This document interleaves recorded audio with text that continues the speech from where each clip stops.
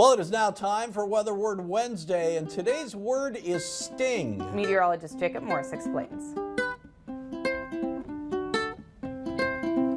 Sting jets are really interesting and somewhat rare weather phenomena that occur with decaying tropical cyclones that go into the extratropical phase, or with very powerful mid-latitude cyclones, specifically near coastal regions. So it's an area of fast-moving, cold, dry air in the upper levels of the atmosphere that accelerates as it descends closer to the ground, and that causes for very localized damaging wind gusts. This was an example from the West Coast in November with very impressive satellite imagery, and on the south side of this kind of curlicue of clouds, very strong winds descended and then came ashore to the west coast of the United States. So it can develop during the latter stages of a storm system, typically an extratropical cyclone. So sometimes you'll have a decaying hurricane or something that'll come up towards the north that'll interact with cold fronts and then go through that extratropical transition. So the name for these sting jets come from their appearance on satellite,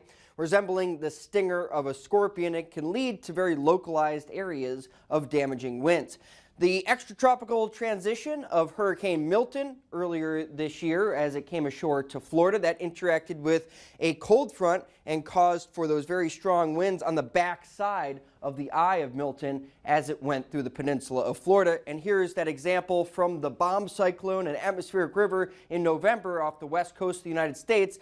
Very impressive satellite imagery showing that cyclone wrapping up and the very strong winds on the southern side of the area of low pressure, delivering some damaging wind gusts. So we'll talk more about sting jets later today on Morse Code of Weather.